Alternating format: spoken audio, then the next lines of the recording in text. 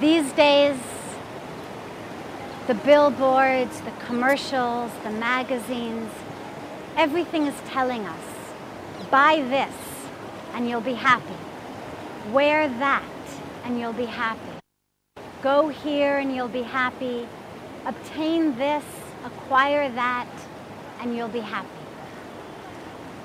But does happiness really come from these things? We spend our whole lives like this. As a child, we say, if only I had that toy, then I'll be happy. An adolescent, we say, if only I just pass this exam, then I'll be happy. If I just get into this university, then I'll be happy.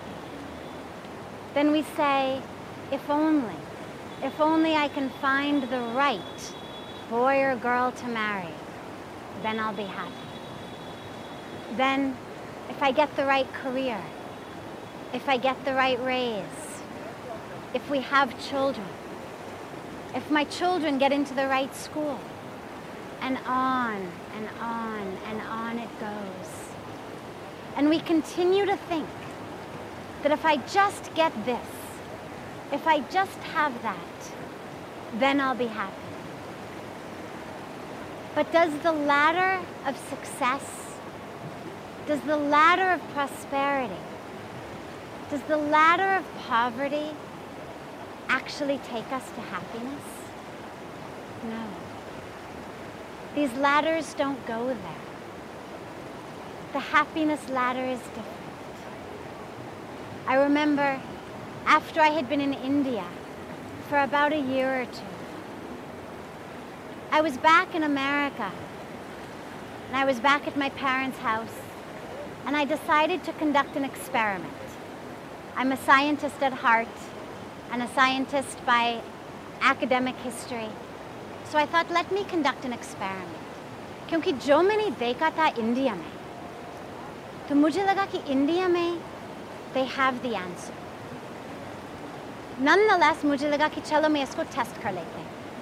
एक scientific study कर दूँ मैं. So I took a poll, and I asked about 10 different people that I know, every one of whom is at the very highest of their level of success. Someone who's a billionaire CEO of a large company, a very well-known Hollywood actress, a singer whose songs are on the top 10, a top doctor, a tenured professor from Stanford University, someone who plays the center on the LA Lakers basketball team. Every different area, I chose someone. And I asked, tell me, are you happy? I didn't let them know I was doing a study.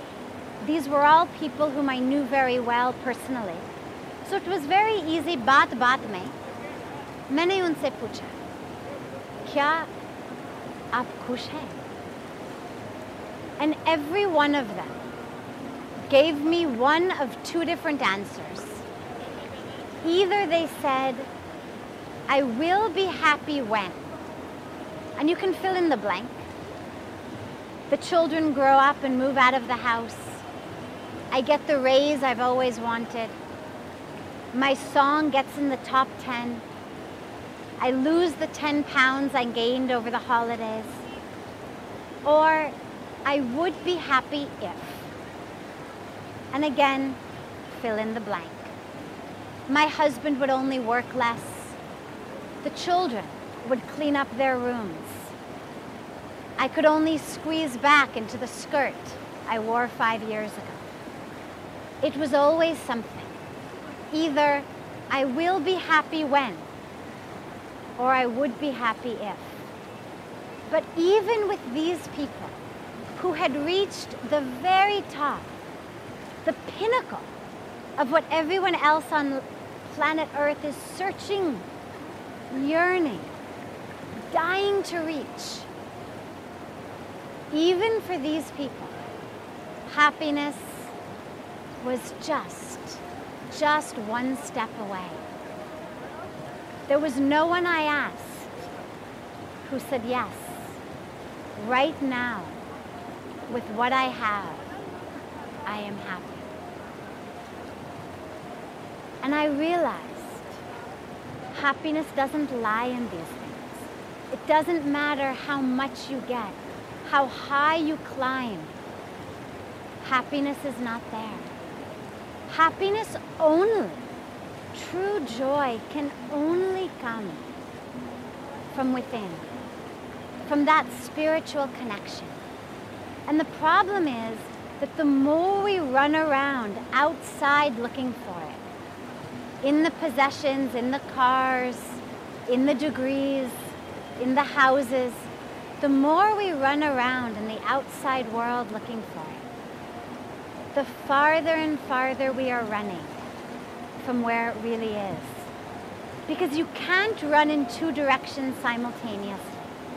So if we're running looking outside, we're neglecting the inside. And the inside, in that spiritual life, is really where the joy comes. There's a story of 3 men who are stranded on a boat in the middle of the ocean. And they divide the boat into 3 equal parts. ताकि सब लोगों को लगेगा कि मेरा जगह है. So they make invisible lines in the boat. This is your third, this is my third, this is his third. And every man has his own separate 1/3 of the boat. And one day, 2 of the men look over and they see that the 3rd man has allowed a leak to spring in his part of the boat. And water is filling in. And the 2 men scream, they say, plug up the hole. We're going to sink. We're going to drown. And the 3rd man says, oh, don't worry. It's only leaking in my third of the boat. Clearly, if any part of the boat, invisible and imaginary lines, or no invisible and imaginary lines, if there's a leak in the boat, the entire thing will sink. But in our lives, we do the same thing. We've drawn these invisible imaginary lines that say, this is my professional life. This is my family life. This is my social life. And over here, this is my spiritual life. And we take very good care of our professional life, our career life. We take very good care of our social life. But when it comes to our spiritual life, tragically, we are ready to let the leak spring. We let the water come in. And we think, koi baat nahi, baki boat to theek hai. And we don't realize that if it's leaking here, hum doob jayenge.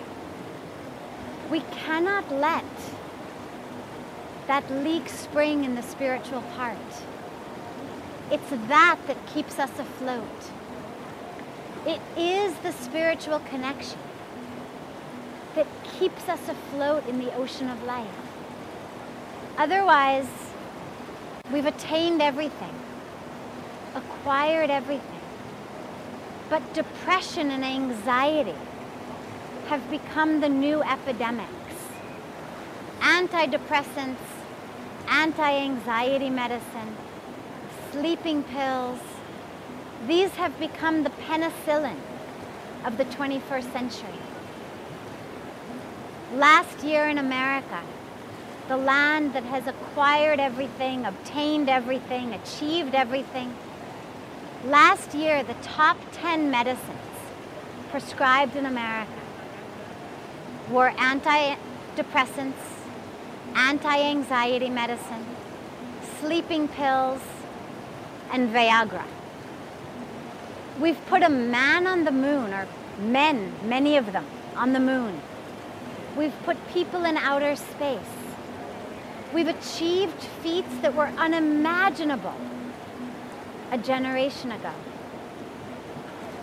But now we have to take pills to do what animals can do. Pills to go to sleep at night. Pills to drag ourselves out of bed in the morning. Pills to believe that our life is worth living. Pills to go to the toilet. Pills to procreate. Because we're running in the wrong direction. We're looking outside for something that only exists inside. There was a woman, and she was down on her hands in the road in the night under a very bright street light, and she was looking for something on the floor. And a wise man walked by and he said, "Mother, what are you looking for? Can I help you?" "I've lost my key," she said. "Oh, let me help you search." So he also got down on his hands and knees to help the woman search. And after some time he said, "Mother, where exactly did you lose your key?" "Oh," she said, "I left it in the house." "Then why in the world are you looking for it outside, in the road?" he asked. She said, "Because it's dark inside. I cannot see anything. And here, there's this wonderful street light above my head. I can see perfectly, so I've come outside to search for my key." "Mother," he said, "go back in the house. It may be dark, but even with an army, you couldn't find your key out here. It's not here." And yet, that's the same thing we do in our lives. We laugh at the woman's silliness, the woman's folly. How could she possibly be searching outside in the road for a key that she left inside? We're looking for the key to happiness in our life, for the key to peace, for the key to joy, the key to fulfillment in life. But we do the same thing. We look outside because it's bright. It's bright in the store windows. It's bright in the catalog. It's bright outside. But the key is not there. It's only inside. And that doesn't mean that there's anything wrong with having everything. You can have all of the possessions in the world, all of the wealth, all of the prosperity, as long as we're not looking for joy in it. If the woman were in the road enjoying the moonlight, taking a walk, looking at the stars, no problem. Nothing wrong with being in the road in the night. The only problem was that she was looking for her key. And in the same way, we can have everything. We can succeed, we can thrive, we can become prosperous, as long as we don't think कि उसमें हमारी खुशी मिलेगा, उसमें हमारी शांति मिलेगा, उसमें हमारी मस्ती मिलेगा, क्योंकि उसमें नहीं मिलेगा. The key is not there. It's only inside, only in that spiritual connection. Here in the Himalayas, if you go a little bit up into the mountains, you'll see these village women carrying pounds of firewood on their head back to cook the evening meal. And you say, "Aap kaise hai, Mataji?" And they say, "Sab Bhagwan ki kripa." You ask the sweeper on the streets of Rishikesh, "Aap kaise hai?" "Sab Ganga ki kripa. Because they have that spiritual connection. They have God in the center of their lives. They may not have the mansions or the cars or the degrees, but they've got that spiritual connection. They're connected to the divine. And when that connection is there, everything is there. And when the connection is not there, nothing is there. There's a wonderful story, a joke, of a man who goes to a doctor. And he says, "Doctor, something's very wrong with me. Everything hurts. When I touch my head, it hurts. I touch my shoulder, it hurts. I touch my back, it hurts. I touch my stomach, it hurts." And the doctor is very confused because usually people come with one complaint, one ailment. But this man, everything is wrong with him.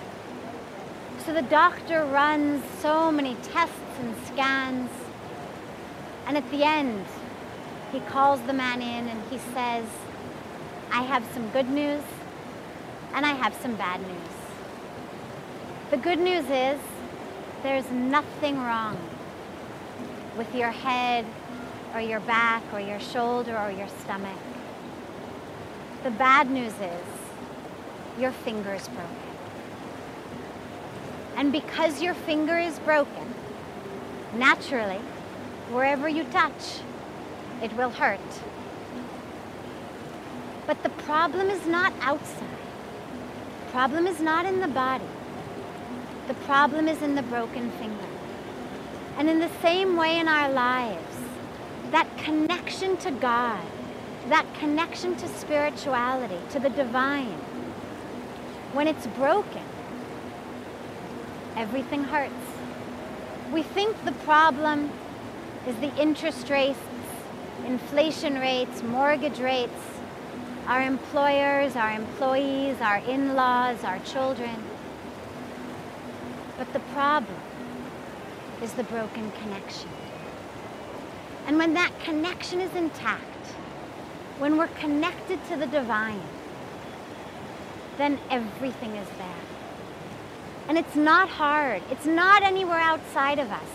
It's not in a workshop or a conference or a book or a CD. It's within us. God is there with us, everywhere outside of us and everywhere inside of us.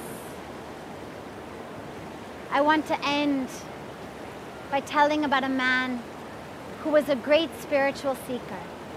And he used to go here and there searching for God, searching for that divine bliss. But he never found it. And one day, finally, he gave up. And he sat down under a tree next to a river. And he said, "Okay, God, I guess you don't exist. I guess I'll never find you. I guess I'll never have that divine bliss."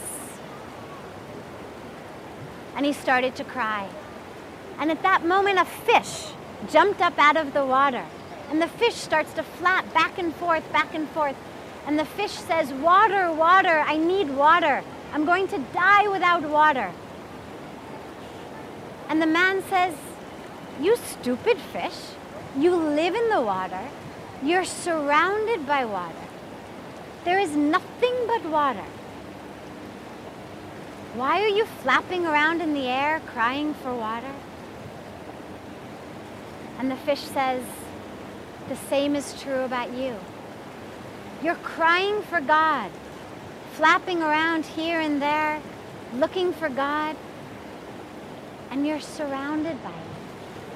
He's everywhere. That joy, that bliss, that divine connection is everywhere. And with the fish, the water is only outside.